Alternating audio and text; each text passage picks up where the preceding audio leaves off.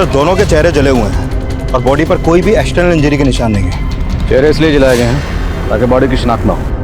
इन लोगों से पूछो, शायद किसी ने कुछ देखा हो। Sir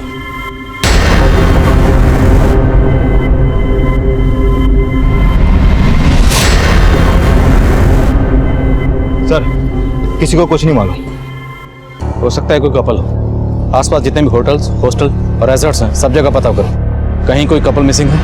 okay, excuse me sir. Hello, ठीक है हम पहुंचते हैं। सर इसी बीच पे आने वाले एक रास्ते पे 2 डेड बॉडीज और मिली हैं। बॉडी को पोस्टमार्टम ले लीजिए।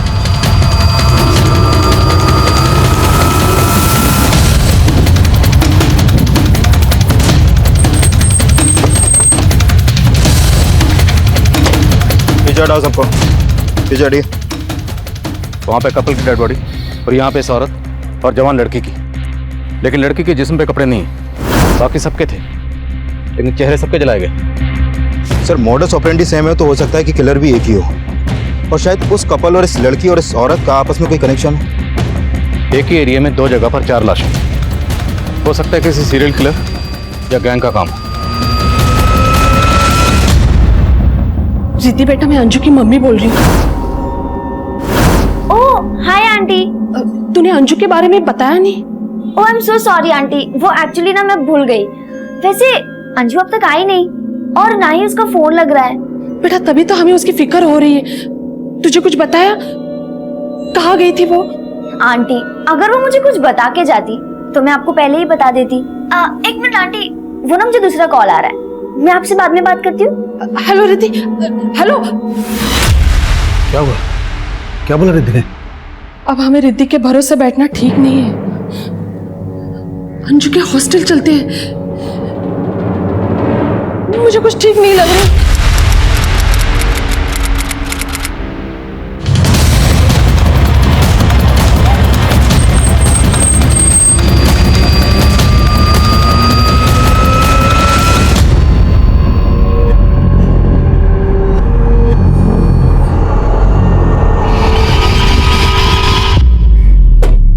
नमस्कार, आदाब।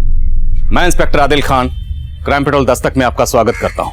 17 और 18 नवंबर 2015 कुनार गोवा में हमें 3 अलग अलग जगह पे 6 लाशें मिली थी। उस वक्त उन 6 में से हम किसी की भी शिनाख्त करने में कामयाब नहीं हो पाए थे। सभी विक्टिम्स के चेहरे जलाए गए थे।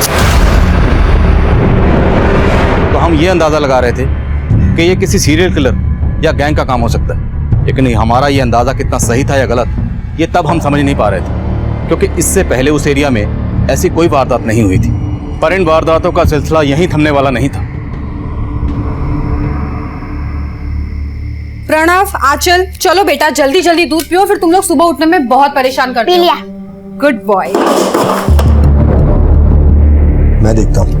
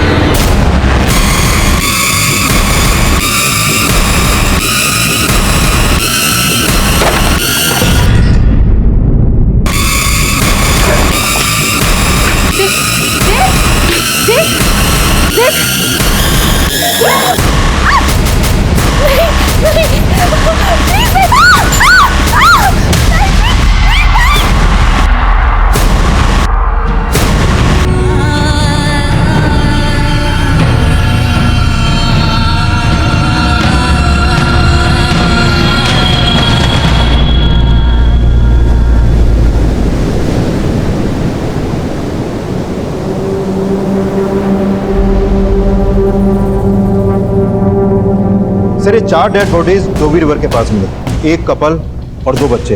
72 घंटे 10 लाशें, सबके चेहरे जलाए गए। मीडिया, मिनिस्ट्री, जनता सबकी तरफ से प्रेशर बढ़ रहा है। इससे पहले कोई और मर्डर हो, हमें इन सब पर रोक लगानी। गोवा के कुनार बीच आसपास के इलाकों में 10 चरहरी लाशों के मिलने के बाद स्थानीय निवासी और पर्यटकों के मन में कई सारे सवाल उठ रहे हैं और पुलिस की तरफ से कोई प्रतिक्रिया नहीं की जा रही है। सर हमने एरिया के सभी गेस्ट हाउस, होटल्स, रिजॉर्ट सब जगह चेक किए और आसपास के थानों में की गई मिसिंग कंप्लेंट भी स्कैन की, लेकिन कहीं से कोई लीड नहीं मिल पा रही। इस लीड ढूंढनी पड़ेगी। किलर तक पहुंचने के लिए विक्टिम की पहचान होना बहुत जरूरी है। आखिर में हमें 2 बच्चों और एक कपल की लाश मिली। हो सकता है एक फैमिली हो। इस फैमिली पे फोकस करो, आसपास के थानों में पता करो। अगर कोई फैमिली मिसिंग है तो कहीं ना कहीं कोई हंगामा जरूर मचा होगा। और वैसे भी इंडिविजुअल की बजाय फैमिली की पहचान ढूंढना ज्यादा आसान है। फोकस। Okay sir.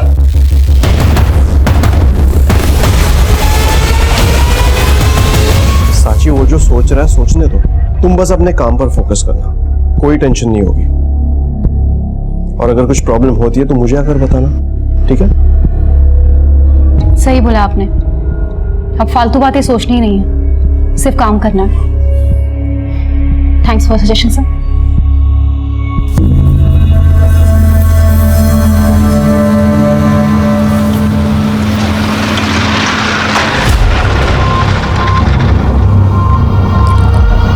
कितने बजे?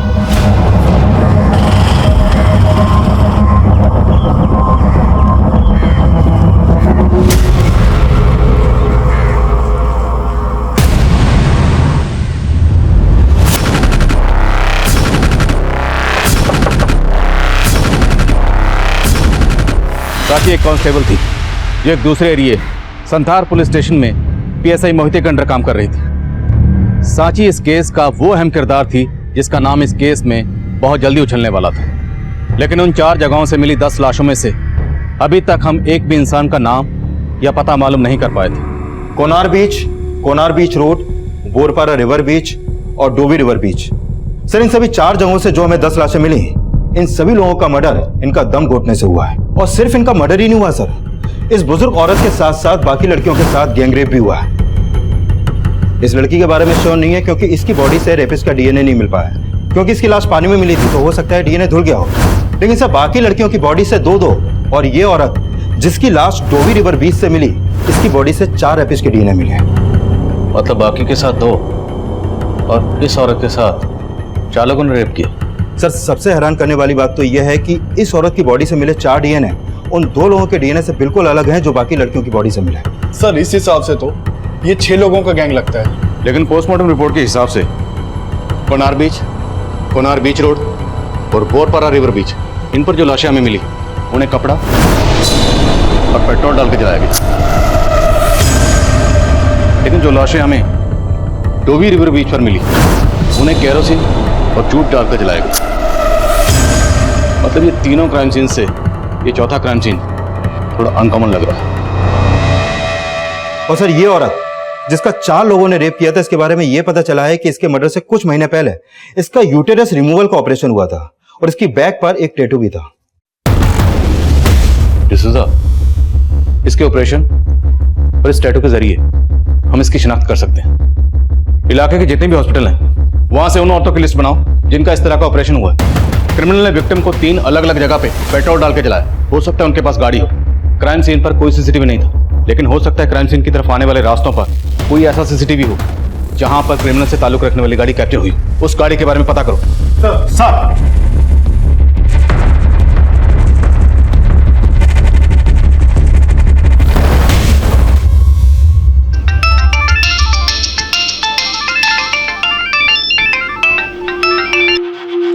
Yes sir.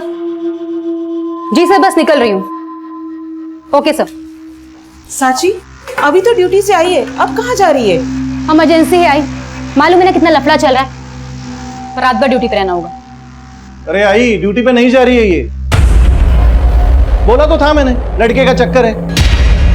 कितनों से कितना हफ्ता वसूल करती होगी वो तो अंदाजा नहीं है, उसका हिसाब नहीं रखती होगी। बस भाऊ, दोबारा मेरे कैरेक्टर या मेरी ईमानदारी के ऊपर उंगली उठाई ना तो ठीक नहीं होगा। अरे साची खाना तो खा के जा। अपने बेटे को खिलाई। बेटी की तो वैसे भी सिर्फ पगार से मतलब है तुम्हें।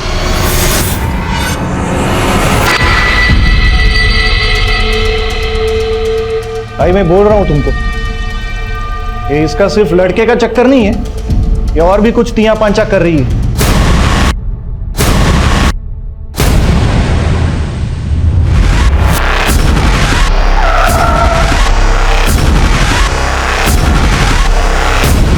सर आसपास के हॉस्पिटल से यूटेरस रिमूवल ऑपरेशन के 15 केसेस के बारे में पता चला। इनमें से एक ऑपरेशन 8 महीने पहले एक अनीता नाम की औरत ने करवाया था। सर ऑपरेशन करने वाली टीम में से एक नर्स ने इस टैटू को आइडेंटिफाई किया है जो इस औरत की बैक पे था, जिसका 4 लोगों ने रेप किया था। सब पूरे चांसेस हैं कि ये औरत वही अनीता है।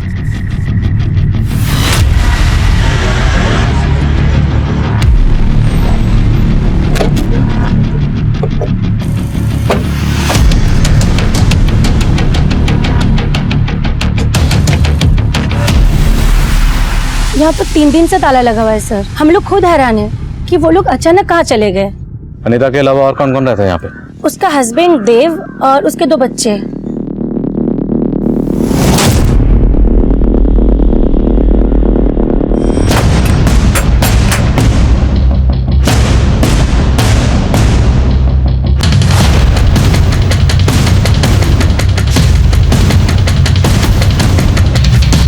घर की हालत देख के लगता है कि फैमिली के साथ जो भी हुआ इसी घर में हुआ। बाकी जगह चेक करो। सर पाटिल ऊपर चेक करो।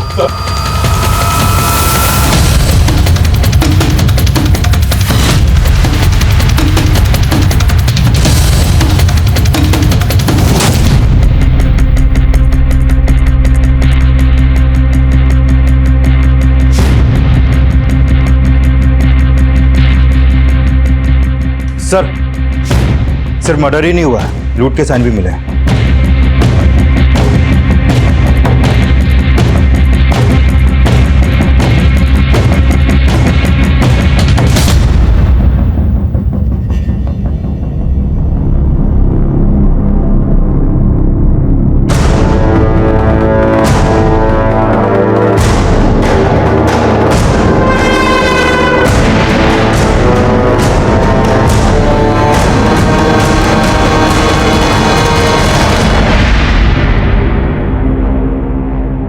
फैमिलीज की बॉडीज पर जूट की राख थी, तो हो सकता है उनकी लाशों को यहां से किसी बोरी में ले जाया गया हो।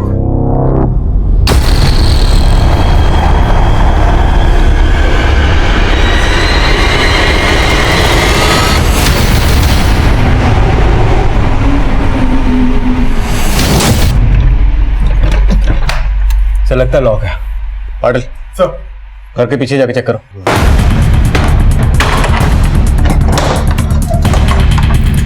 सर ये ताला लगा।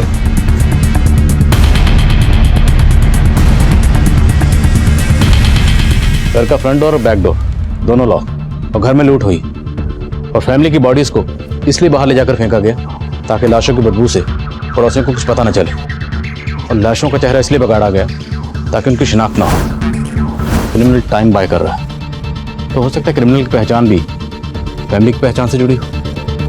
सर 3 क्राइम लोकेशन और हैं जहां बाकी की 6 लाशें मिली, तो क्या उन सब के मर्डर भी उनके घर में किए गए और फिर उनकी लाशों को बाहर ले जाकर जलाया गया? सर पड़ोसियों से पता चला कि घर में प्लम्बिंग का काम चल रहा था, लेकिन प्लम्बर कौन था इसका पता नहीं चला। इस एरिया में जितनी भी हार्डवेयर शॉप है जहाँ भी प्लम्बिंग का सामान मिलता, वहां से उस प्लम्बर के बारे में पता करो जो यहाँ काम करता था। हो सकता है इस फैमिली का हत्यारा वही प्लम्बर हो। सर आप जिस नंबर को डायल कर रहे हैं वो इस समय स्विच्ड ऑफ है। क्या सोच के इसका नाम साची रखा? 1 नंबर की झूठी लड़की है। क्या बोल के गई थी हमें? 72 घंटों में 10 लाशें मिली, ड्यूटी पे जाना है, और खुद 72 घंटों से लापता है, फोन भी बंद करके रखा है। आई मैं बोल रहा हूं तुमको, जरूर उसके आशिक ने उसका दिमाग घुमाया होगा। अरे लेकिन वो लड़का है कौन? वो कोई और नहीं, उसी का बॉस है, सब इंस्पेक्टर मोहित है। देखना आई, एक दिन हम दोनों को छोड़ के उसी के साथ सेटल हो जाएगी वो। ऐसे कैसे हमें छोड़ देगी? मैं मोहित साहब से बात करती हूँ। हेलो आंटी, मैं अभी एक काम से बाहर जा रहा हूँ, मैं आपको थोड़ी देर में कॉल करता हूँ।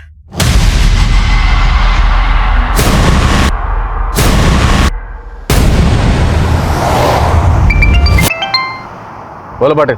सर एक अंजू वर्मा नाम की लड़की जागृति गर्ल हॉस्टल में रहती थी, और सर वो हत्याओं वाले टाइम से ही गायब है। सर अंजू आगरा की रहने वाली है, और अंजू के पेरेंट्स यहाँ उसकी मिसिंग कंप्लेंट फाइल करवाने आए हैं।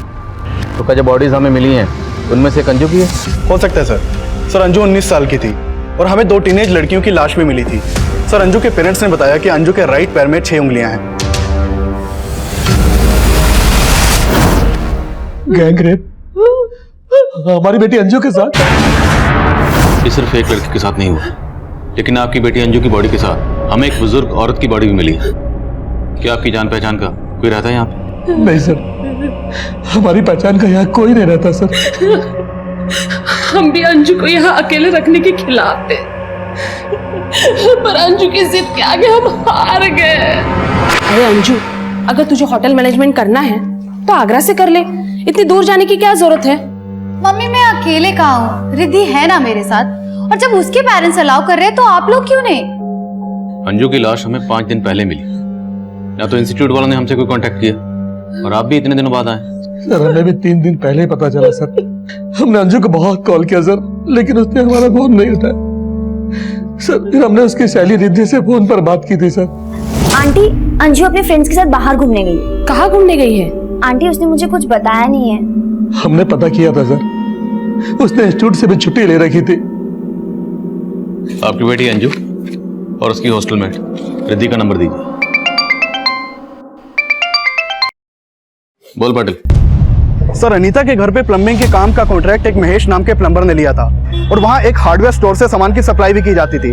हार्डवेयर के मालिक ने बताया कि महेश के साथ 3 वर्कर भी काम करते हैं। ये प्लम्बर महेश और उसके तीनों वर्कर्स हैं कहाँ? सर महेश के साथ मेरी फोन पे बात हुई, उसने बताया कि वो अभी बाहर है। मैंने उसे थाने बुला लिया है। ओके। जिस इंस्टीट्यूट से अंजू होटल मैनेजमेंट का कोर्स कर रही थी, वहां से उसकी हर डिटेल निकलवा। सर अरे आंटी आइए बैठिए।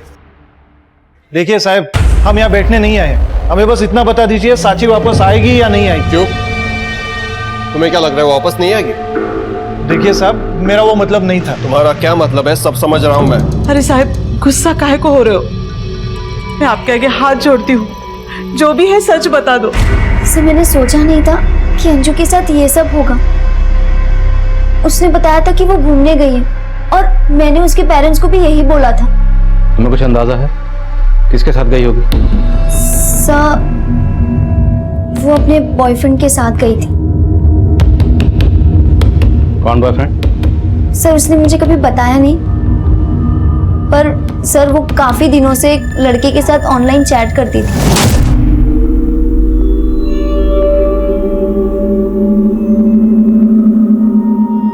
मुझे भी तुमसे मिलना है अमन। अरे बंद क्यों कर दिया? बताएगी नहीं ये अमन कौन है? है कोई तुझसे मतलब? वो अमन के साथ सिर्फ चैट ही नहीं, बल्कि फोन पे भी बहुत बात करती थी। सर वो उसको डेट भी कर रही थी, और उसके साथ रात रात भर बाहर भी घूमती थी, और तो और आए दिन नए नए गिफ्ट्स भी लाती थी। तो अंजू के इस बॉयफ्रेंड के बारे में तुमने उसके पेरेंट्स को नहीं बताया? नहीं सर, मैं सोच रही थी कि अगर मैंने ये सब उसके पेरेंट्स को बोल दिया तो वो मुझसे और ज्यादा नाराज हो जाएगी। मैंने सच में नहीं सोचा था कि उसके साथ ये सब हो रहा था। अंजू का सामान कहाँ? सर ये अलमारी, और सर वो लॉक करके गई है। लॉक छोड़ो।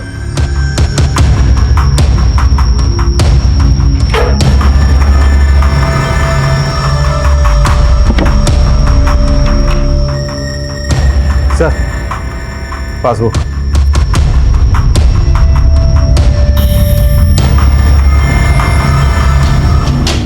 दस नवंबर को अकाउंट से 25,000 विड्रॉ हुए, 12 को विड्रॉ हुए 15,000, 15 को फिर 25,000, और 16 को 20,000। सर पोस्टमार्टम रिपोर्ट के हिसाब से अंजू का मर्डर भी 16 नवंबर को ही हुआ था। लेकिन डिसूजा, एक 19 साल की टीनेजर लड़की के अकाउंट में इतना सारा पैसा, और फिर 6 दिन में 85,000 विड्रॉ।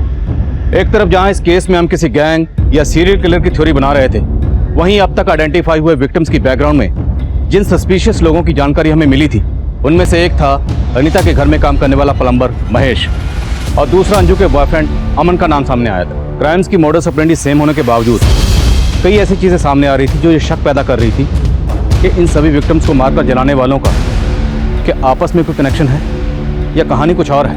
एक तरफ जहां हम अंजू की जिंदगी से जुड़े राज पता कर रहे थे, वहीं दूसरी तरफ अनीता के घर में काम करने वाले प्लम्बर महेश का बयान इस केस को कोई दूसरी दिशा दे रहा था।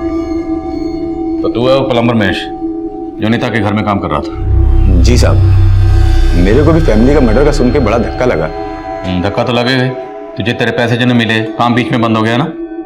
हाँ साहब, लेकिन साहब लेकिन छोड़, जो तेरे बाकी वर्कर्स थे वो कहाँ हैं? साहब वो तो गांव चले गए। मैं तो ठेका उठाता हूँ मालिकों से, काम तो वो तीनों लोग करते थे। एक दिन अचानक वो छुट्टी लेके चले गए। अब तो सब मेरे को भी लगता है उन्हीं लोगों ने लफड़ा किया है, तभी वो गायब हो गए हैं। उन सबके नाम, गांव के नाम और फोन नंबर बोल। सब गांव का नाम तो याद नहीं आ रहा और वो फोन रखते नहीं है। अच्छा, तेरे वर्कर्स हैं ना, तो तुझे उनके गांव का नाम पता है और ना ही तेरे पास उनका फोन नंबर है। अब आपसे क्या छिपाऊंगा साहब, मैं तो खुद ही पछता रहा हूं उनको काम पे रख के। उनको काम का जरूरत था, मेरे को आदमी लोगों का, तभी उनको मैंने काम पर रख लिया। एड्रेस नहीं मालूम साहब, लेकिन साहब वो तीनों बोल रहे थे आजमगढ़। हाँ सर, आजमगढ़। इससे ज्यादा मैं कुछ नहीं जानता साहब। मैंने बहुत गलती किया साहब उनको काम पर रखकर। ठीक है जा, लेकिन याद रखना, जरूरत पड़े तो फिर बुलाऊंगा। ठीक है साहब। नजर रखो इस पे, हो सकता है घुमा रहा और इसके वर्कर्स के बारे में पता लगो। सर आई, ये सब इंस्पेक्टर हमें चूरन दे रहे हैं। साक्षी कहाँ है उसको अच्छी तरह से पता है। हम लोग एक काम कर दें, ये सब इंस्पेक्टर के ऊपर वाले अफसर से बात करते हैं। अरे ऊपर नीचे जाके क्या होगा? जब माचिस की डिबिया ही गिरी होगी तो तेरी क्या खाक जलेगी?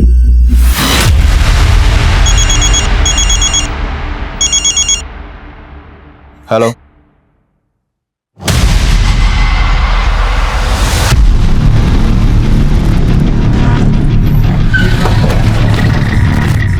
सर ये उसी बुजुर्ग औरत का घर है जिसकी लाश हमें अंजू के साथ मिली थी।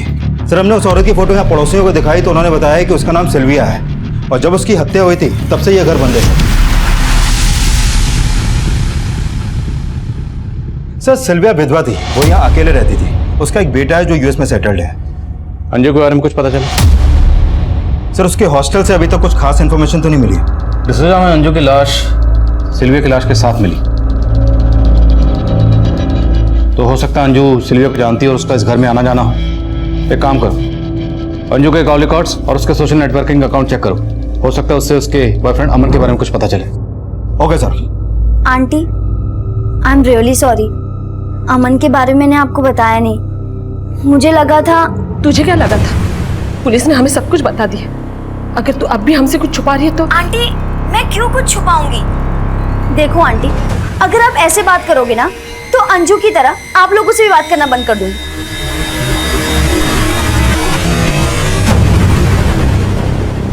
रिद्धि क्या छुपा रही होगी? इसका अंदाजा उस वक्त हम भी नहीं लगा पा रहे थे, पर हकीकत यह भी थी कि अंजू की जिंदगी से जुड़े असल राज रिद्धि की सोच से भी परे थे। प्लम्बर महेश के बयान की बुनियाद पर हमने राजू, गिरीश और सखाराम इन तीनों वर्कर्स को रिमांड पर लिया। तो ठेकेदार साहब, ये राजू, सखाराम और गिरीश ये तो तेरे लिए काम ही नहीं करते। नहीं साहब, वो गलती हो गई ना। कोई बात नहीं, तेरी गलती हम सुधार देते। तेरे लिए जो काम करते थे वो तो एल्विन, मोहसिन और बॉबी। याद आया? बोल, याद आया? उन तीनों को हमने उठा लिया, अब तेरी बारी है। 10 लाशें मिली हैं और कितने लोगों को मारा है? हमने सिर्फ 4 को मारा है साहब, बाकी का पटन हमने नहीं किया साहब। हम लोगों के टारगेट पर बस वो फैमिली थी।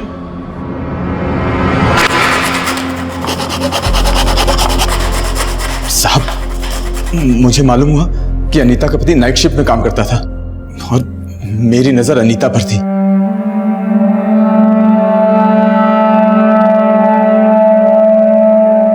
इसलिए मैं अपने साथियों के साथ अनीता के घर पहुंचा।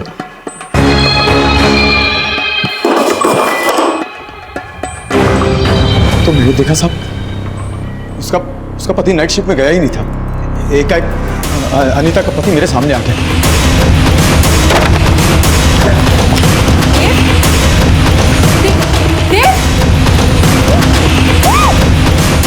मैंने उसका गला घोट के मार दिया। मेरी नजर अनीता पर पड़ी।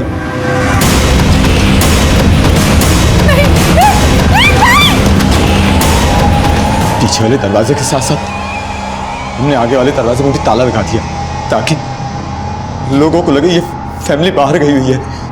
मैंने न्यूज़पेपर में पढ़ा था कि आप लोगों को 6 लाशें मिली हैं जिनके चेहरे चले हुए थे। मैंने भी साहब उनको उसी तरह जलाया ताकि लोगों को हम पर शक ना हो। लेकिन साहब हमने बाकी मर्डर नहीं किया है साहब, हमने बाकी मर्डर नहीं किया है। अनीता की बॉडी पर जो 4 लोगों के डीएनए मिले वो अंजू, सिल्विया और इस टीनेजर की बॉडी पर जो डीएनए मिले उससे अलग थे। अनीता और उसकी फैमिली को केरोसिन डालकर जलाया और बाकी सबको पेट्रोल। तो लगता है महेश और उसके कारीगर सच बोल रहे हैं। मतलब इन लोगों ने सिर्फ क्रिमिनल्स की सेम मोडस ऑपरेंडी का फायदा उठाया और हमारे असली क्रिमिनल्स अब भी आजाद घूम रहे हैं।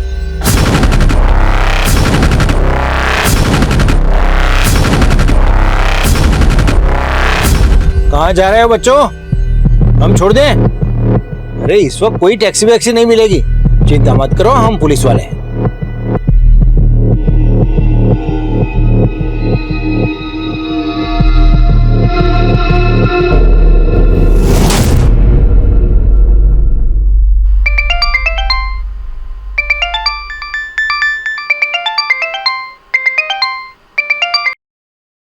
हाँ डिसूजा,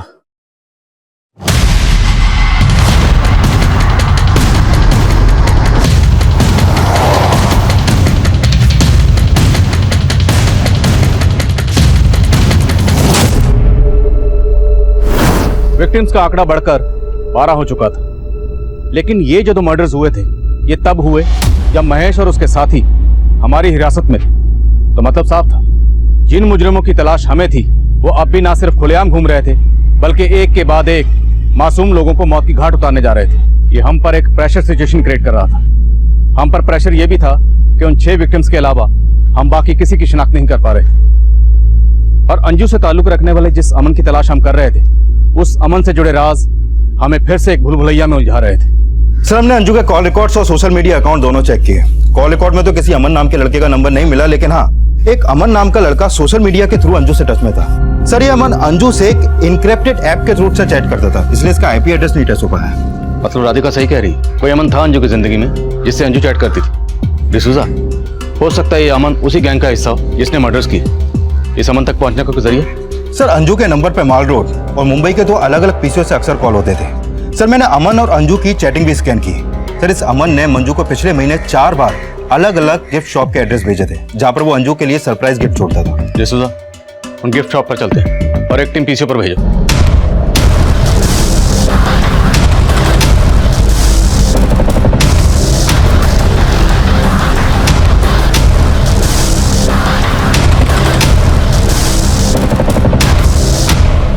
हाँ सर, ये लड़की अक्सर यहाँ पे आती है सर। हमारी एक कस्टमर इसके लिए सरप्राइज गिफ्ट परचेज करती है और ये इसे कलेक्ट करके ले जाती है यहाँ से। और ये कस्टमर कौन है? सर, वो एक लड़की है सर। क्या नाम? सर, नाम तो नहीं मालूम है सर। ये नहीं सर, ये वो नहीं है सर, वो कोई और है सर। उसकी उम्र कुछ 18-20 रही होगी सर, उससे ज्यादा नहीं होगी सर। उस लड़की के जाने के करीब 3-4 घंटे बाद वो दूसरी लड़की आती थी और गिफ्ट लेके चली जाती थी। चेहरा तो याद होगा, स्केच बनवा सकते हो? जी बिल्कुल सर। हाँ डिसूजा। सर, मैं गिफ्ट शॉप पे आया तो पता चला कि एक टीनेजर लड़की यहाँ से अंजू के लिए गिफ्ट परचेज करके जाती थी। डिसूजा, जिस शॉप पे मैं आया हूँ यहाँ पे भी एक टीनेजर आती थी। सर, कुछ समझ में नहीं आ रहा है, इतनी छोटी लड़की का इतने बड़े कांड से क्या कनेक्शन हो सकता है? सब समझ में आ जाएगा डिसूजा, एक बार ये पता चल जाए कि लड़की सेम है या अलग अलग है। बाकी दुकानों पे पता करो। Okay sir. आप जिस नंबर को डायल कर रहे हैं वो इस समय स्विच्ड ऑफ है। कहाँ गया था कल रात से? कल रात से तेरे लिए परेशान हूँ और फोन भी बंद करके रखा हुआ है। तुम्हें क्या लगा तुम्हारी साची की तरह मैं भी गायब हो गया? सोच तो यही रही थी, तेरे होने ना होने से कुछ फर्क तो पड़ता है नहीं। तूने भी कुछ कम दुख नहीं दिए, तेरी वजह से मेरी वजह से कुछ नहीं हुआ है। ये सब वो सब इंस्पेक्टर मोहिते का किया धराया है। उसे तो हम कुछ बोल नहीं सकते, जरा आवाज उठाई तो झूठी केस में अंदर डाल देगा।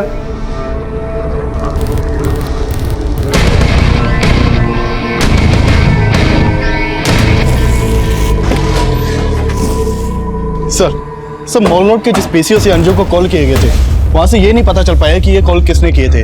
सर वहाँ आसपास कोई सीसीटीवी भी नहीं है। और मुंबई के बोरीवली पीसीओ से? सर बोरीवली पुलिस से मेरा कांटेक्ट हुआ। मैं आज मुंबई जाने ही वाला था, लेकिन सर पता चला कि मॉल रोड के पीसीओ से संथार पुलिस ने भी पूछताछ की थी। संथार पुलिस? हुआ क्या, पूछताछ करने गए थे? सर 19 नवंबर की रात को मॉल रोड के पीसीओ से संथार पुलिस की कांस्टेबल साची पवार के नंबर पर 2 से 3 बार कॉल किया गया था और 19 नवंबर की रात से ही कांस्टेबल सांची पवार गायब भी है।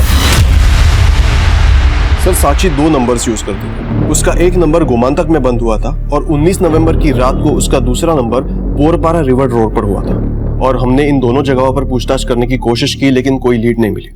मोहिते, 18 नवंबर की रात को हमें बोरपारा रोड पर टीनेजर की लाश मिली थी और साची को एक पीसीओ से फोन आ रहा था जिसका कनेक्शन शायद उन 8 लाशों से हो सकता है जिनके चेहरे जलाए गए, लेकिन तुमने इस बारे में हमसे कोई पूछताछ नहीं की। सर साची का उन केसेस से कनेक्शन होगा हमें लगा नहीं था। तो कांस्टेबल साची के गायब होने का चक्कर क्या है? सर ठीक से कुछ समझ भी नहीं आ रहा, लेकिन साची की अपने घर वालों से बिल्कुल बनती नहीं थी और इसी बात को लेकर वो काफी डिप्रेस्ड रहती थी। 19 नवंबर के दिन भी साची का अपने भाई से झगड़ा हुआ था।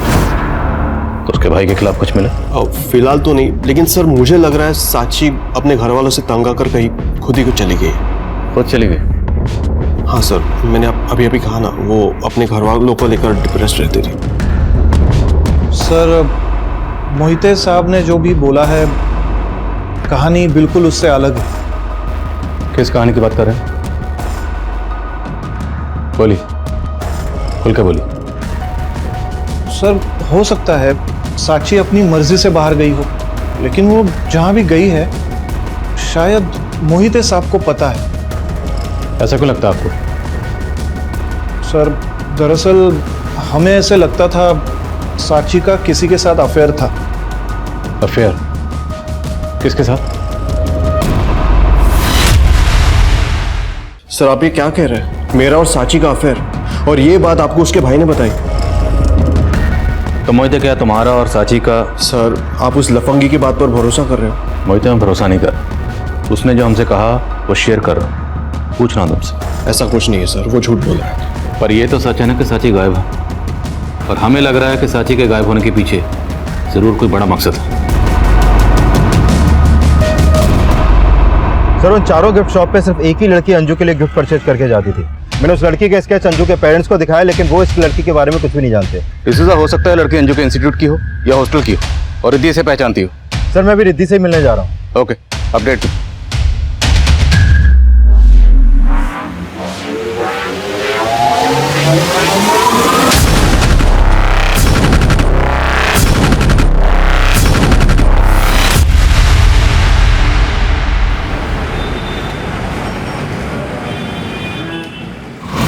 ये फोटो देखिए, इस लड़की को तो मैंने कभी भी यहाँ पे नहीं देखा।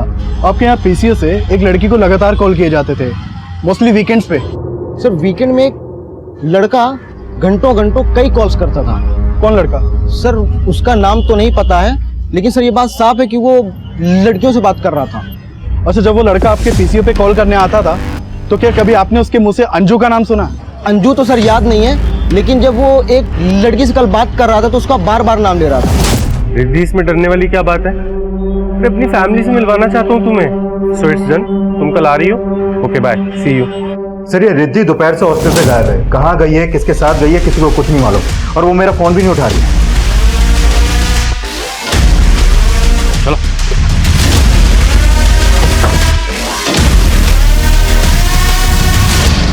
हेलो, कहाँ हो तुम? मैं आ गई जहाँ तुमने बुलाया था।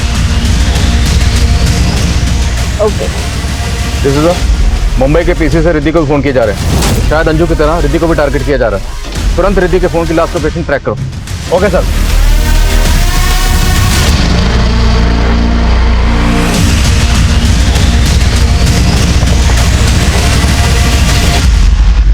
नीतू, संजय की सिस्टर। ओ हेलो, हाय। हम सभी इंट्रोड्यूस करवा लो। पापा क्यों नहीं? पापा ये रिद्धि है और रिद्धि मेरे पापा। Hello uncle. हाय। मेरी मम्मी। हाउ आर यू बेटा? I am good aunty, how are you? I am also good. Damle फास्ट, इसी रोड पे सीधे। हाँ सर। सर रिद्धि का फोन अभी कोनार बीच रोड की तरफ ट्रेवल कर रहा है, मैं सीधे उधर ही पहुंच रहा हूँ अभी।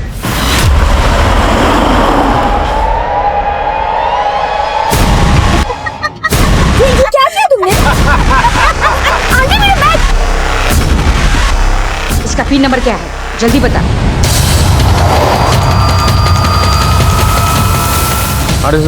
सर रिद्धि का फोन स्विच ऑफ हो गया अभी। 4 5 8 9। आंटी आप मेरा कार्ड ले लो, मेरा बैग ले लो, पर प्लीज मुझे छोड़ दो। माय गॉड, पुलिस हमारे पीछे पड़ी है।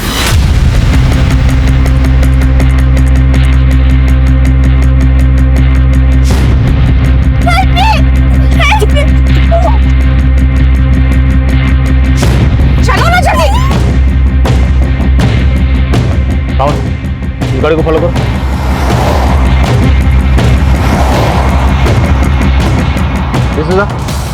हमें गाड़ी मिल गई, हम उसका पीछा कर रहे हैं। तुम एक काम करो, आगे आके गाड़ी को ब्लॉक करो। Right sir, down fast.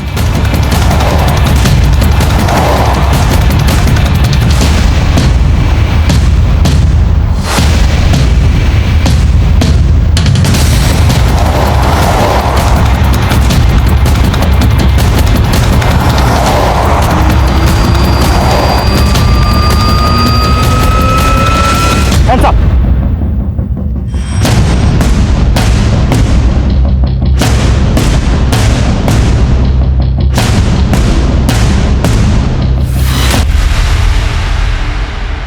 Sir, मैं अंजू से हमेशा जलती थी। उसका बॉयफ्रेंड था और मेरा नहीं। तभी संजय ने मुझे फ्रेंड रिक्वेस्ट भेजा और मैंने जिस संजय ने तुम्हें फ्रेंड रिक्वेस्ट भेजी थी वही संजय अमन बनकर अंजू से भी बात कर रहा था। क्या? मैंने और मेरी वाइफ मंगला ने गोवा में बुटीक शुरू किया था, लेकिन सर वो बुटीक नहीं चला, हम लॉस में आ गए। ये संजय भी हमारे यहाँ काम करता था, ये भी कड़का हो गया। इसलिए हम सबने मिलकर लोगों को ट्रैप करना और उनके पैसे लूटने का प्लान बनाया। संजय की गर्लफ्रेंड नीतू ये भी हमारे साथ शामिल हो गई। और इसी प्लान में मैंने फ्रेंडशिप ग्रुप का प्लान किया और उसमें अंजू ट्रैप हो गई। यहाँ तक कि मुझसे शादी करने के लिए भी तैयार हो गई और अपना सारा गहना और पैसा लेके मेरे पास आ गई। सर रिद्धि को भी हमने अंजू की तरह ही फंसाया था। और सिल्वी उसे कैसे फंसाया? अंजू की बॉडी को ठिकाने लगाने की हम सोच रहे थे, उतने में उस बुढ़िया का घर दिखाई दिया। उसका रेप किया, उसका सब कुछ लूट लिया और उसको मार डाला और उसकी बॉडी हमारे साथ ले गए।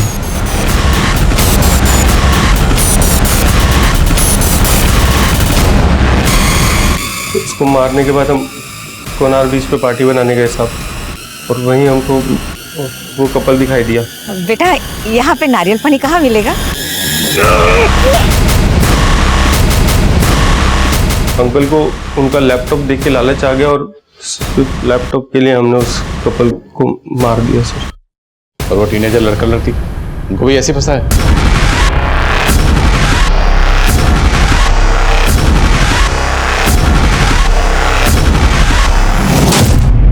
कांस्टेबल सांची कहाँ है? वो तुम लोग की मदद करती थी या? नहीं सर, उसको तो हम पे शक हो गया था। जी गाड़ी क्यों रोकी यहाँ पे? हम वो वेट कर रहे हैं किसी का। किसका वेट कर रहे हो?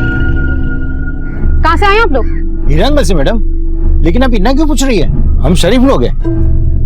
उस वक्त तो वो वहां से चली गई, लेकिन हमें लगा कि उससे हम पे शक हो गया है, इसलिए अगले दिन उसको उठा लिया सर।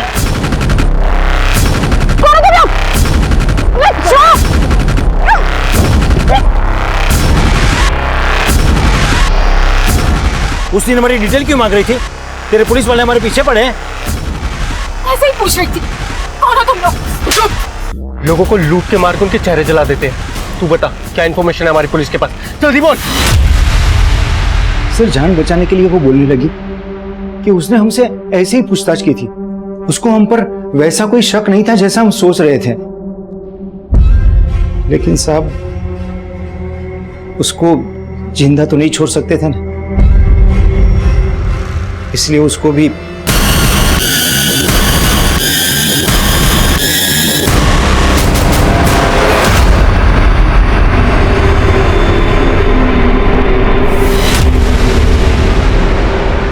साची की बॉडी कहाँ है? वो पुलिस वाली थी सर, उसकी बॉडी मिलती तो लफड़ा हो सकता था, इसलिए सर उसकी बॉडी को हमने गाड़ दिया और आप लोगों को भटकाने के लिए हमने पीसीओ से उसके नंबर पर फोन किया ताकि आप लोगों को ऐसा लगे कि ये सब में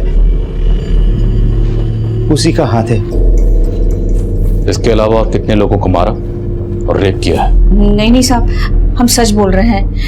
इसके अलावा हमने किसी के साथ कुछ भी नहीं किया। लेकिन अब तुम लोग देखना कि हम तुम्हारे साथ क्या करते हैं।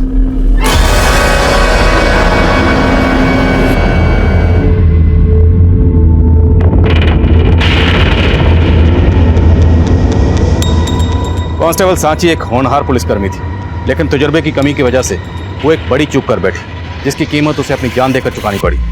वहीं जो गलती अंजू ने की थी, अब वही गलती रिद्धि भी दोहरा रही थी। एक ऐसे माहौल में जहां एक के बाद एक वारदातें घट रही थी, उसने एक ऐसे अजनबी पर भरोसा किया जिसे उसने पहले कभी देखा तक नहीं था। जुर्म की इस दस्तक को उसने अपनी नादानी से नजरअंदाज कर दिया। रिद्धि, अंजू, सांची, सिल्विया और अनीता के परिवार के अलावा बाकी दूसरे विक्टिम्स की पहचान भी अब कर ली गई है। इस दर्दनाक हादसे के बाद हमेशा की तरह गोवा का लॉ एंड ऑर्डर बरकरार है। टूरिस्ट और लोकल लोग पहले की तरह खुद को सुरक्षित महसूस कर रहे हैं। अब मैं आदिल खान आपसे इजाजत लेता हूं। आपसे फिर मुलाकात होगी एक नए केस के साथ। तब तक देखते रहिए क्राइम पेट्रोल दस्तक। मकसद बताना नहीं, बचाना है।